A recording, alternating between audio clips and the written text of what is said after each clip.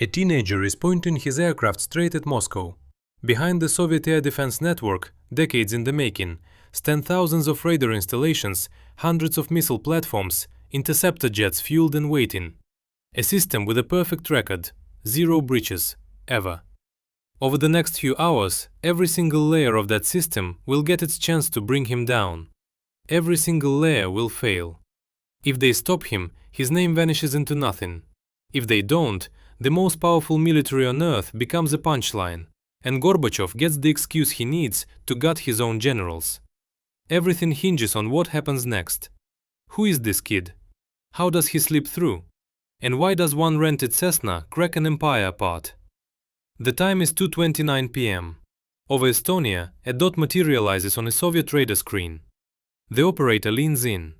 The object won't answer the standard identification signal.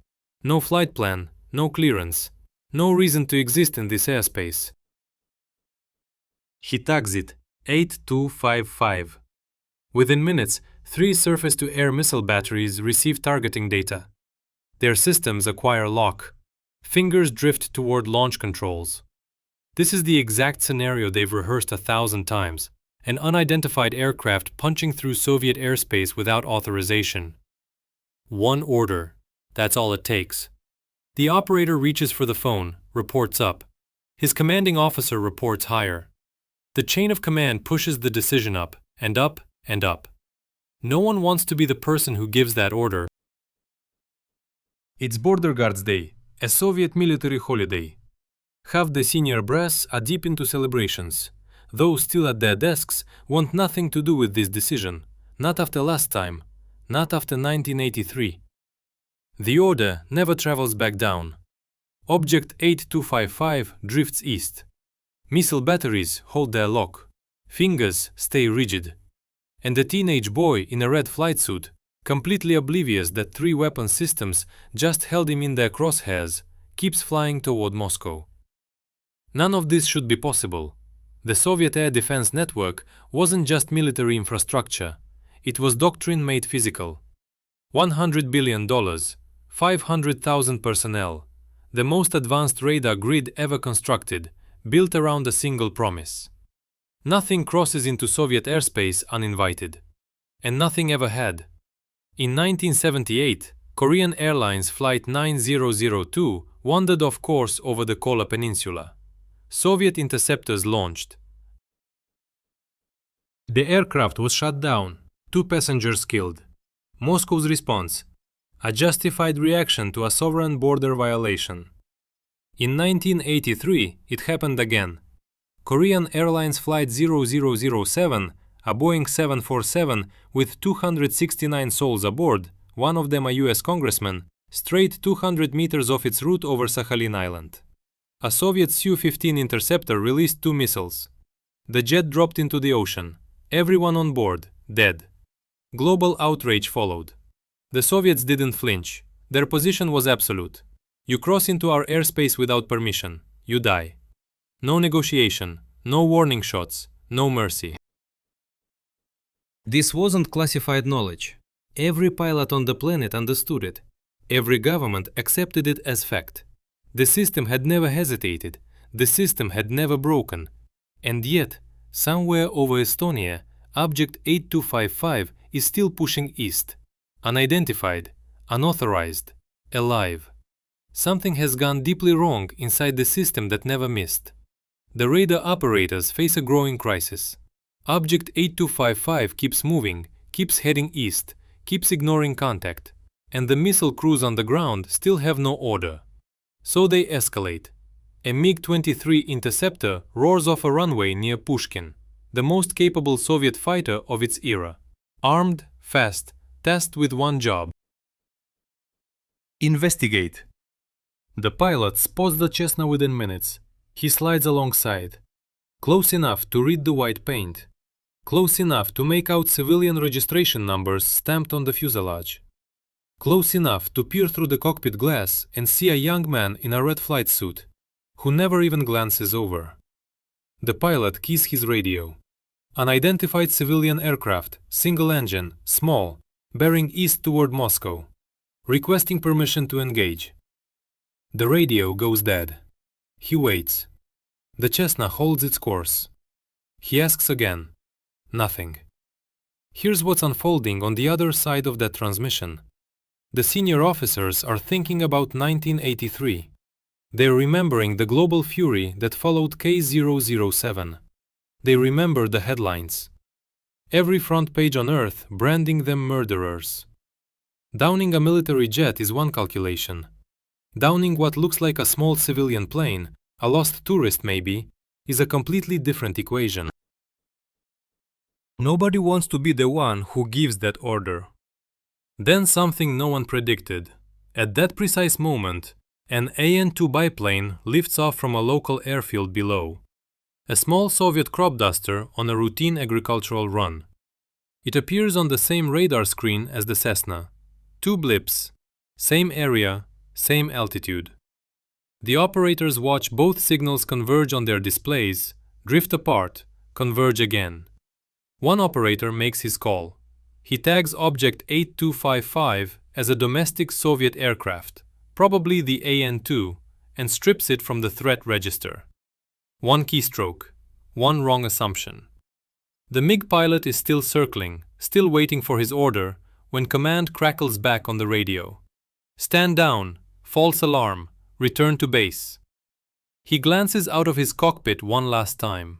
The little white Cessna is still there, still drifting east, shrinking against the sky. He banks and turns back. Within the history of the Soviet air defense system, the system that downed 2 Korean passenger jets without a moment's pause, a MiG-23 pilot just watched an unauthorized aircraft fly toward Moscow and turned around because nobody picked up the phone. Object 8255 vanishes from the Soviet radar network entirely. And Matthias Rust, completely oblivious to all of it, checks his compass, corrects his heading, and keeps flying. Moscow is 3 hours away. Rust is sitting in his cockpit at 600 meters above the Soviet Union. He doesn't know 3 missile batteries just tracked him in their sights. He doesn't know a MiG-23 pilot waited for permission to destroy him 30 minutes ago. He doesn't know 2 radar operators classified him as a crop duster and went back to their coffee. None of it. He's just flying. 18 years old, from a quiet suburb outside Hamburg. His parents believe he's on a sightseeing tour of Northern Europe. His flight instructor thinks he went home last week. He has 50 hours of total flight experience. The minimum required to fly solo across international borders is 40. He picked up aviation 2 years ago, not out of any love for planes, out of fear. Nuclear fear. The genuine physical kind. The kind that keeps you awake reading about warhead counts and blast radiuses. In 1986, Reagan and Gorbachev sat down in Reykjavik to discuss eliminating nuclear weapons entirely. The closest humanity had ever come to real disarmament. The summit fell apart in a single afternoon. Rust watched the collapse on television and arrived at a conclusion. If the leaders of the world couldn't solve this, someone else would have to. Someone unexpected. Someone the Soviets would never see coming. He spent months planning. Flew to the Faroe Islands, then Iceland. Visited Haflidahus, the exact building where the summit failed. Stood outside its locked door, turning over what he was about to do.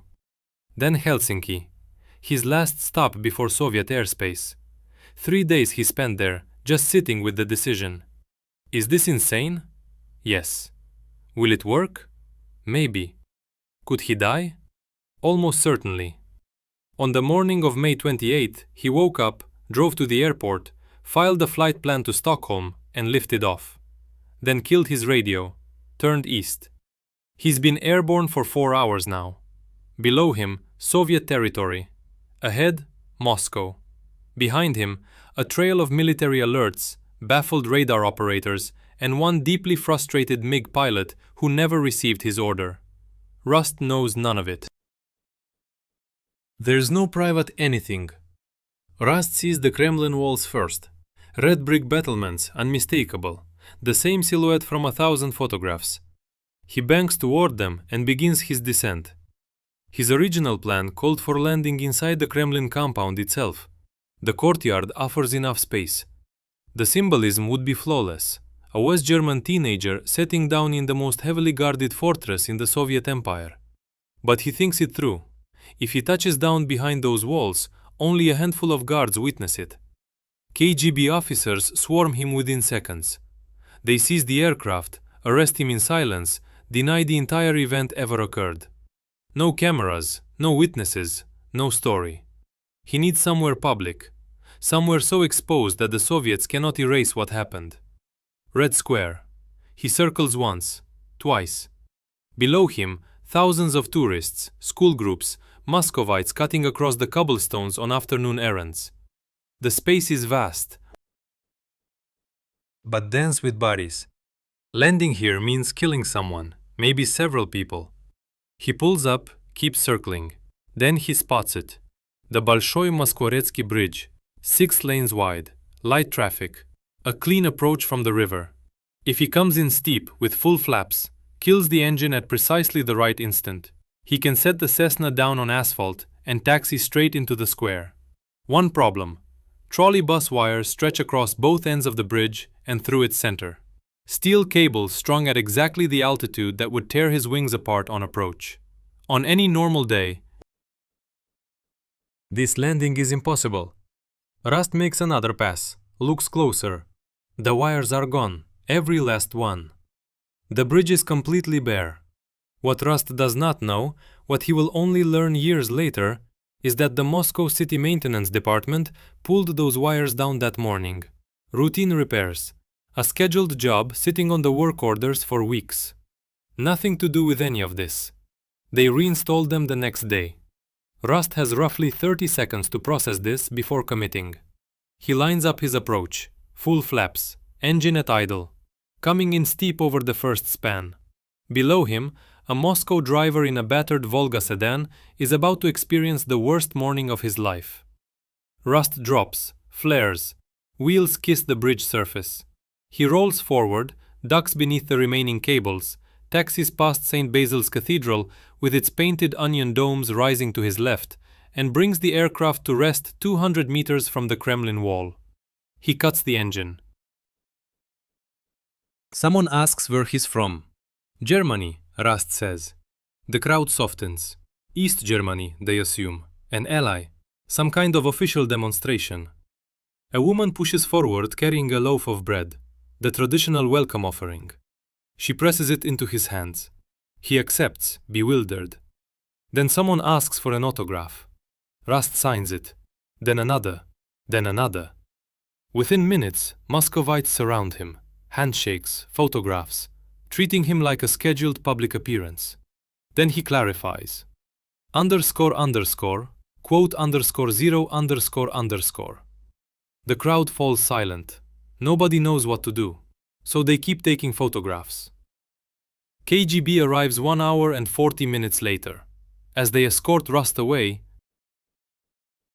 someone in the crowd shouts something. He asks his handler what they said. No answer. What they said: Mikhail Gorbachev is at a summit in East Berlin when an aide passes him a note. He reads it, says nothing for a long moment. Then, quote 2. Not a crisis, not a catastrophe, a gift. Here is why. Gorbachev has spent 2 years trying to reform the Soviet Union. Glasnost, perestroika, openness, modernization, a controlled demolition of the old system before it buries everyone beneath its own weight. But the military blocks everything. 150 senior generals and defense officials who built entire careers on the old order, on secrecy, on paranoia, on $100 billion air defense networks, have been quietly strangling his reforms at every turn. Too radical, too dangerous, too fast. Gorbachev needs them removed. But you cannot simply fire 150 generals. Not in the Soviet Union. Not without a reason. Matthias Rust handed him exactly that. Within 7 days, Gorbachev purges Minister of Defense Marshal Sokolov, Commander of Air Defense General Koldunov, more than 150 senior military officers stripped of command. The largest military shakeup since Stalin's reign of terror. Every one of these men had stonewalled his reforms. Their replacements? Loyalists. Officers who nod when told to nod. For the first time in his leadership, Gorbachev controls the military apparatus he needs to force his vision through. Reform accelerates. The Soviet machine, built to be rigid, centralized, suffocating, begins cracking under the weight of its own loosening grip. Protests erupt in the Baltic states. Then Georgia, then everywhere. Satellite governments held together by Moscow's fist for decades start whispering questions, then shouting demands, then declaring independence. 1989, the Berlin Wall falls. 1991, the Soviet Union ceases to exist. A teenager with 50 hours of flight time and a rented Cessna had stumbled into giving the most powerful reformer in Soviet history the single weapon no one else could provide: a pretext. Rust spent 14 months in a Moscow detention center. He was released as a goodwill gesture after Reagan and Gorbachev signed the nuclear arms treaty. His Cessna sits today in the German Museum of Technology in Berlin, and the empire that poured $100 billion into guaranteeing nothing would ever breach its borders, gone. One kid, one switched-off radio, one rented plane.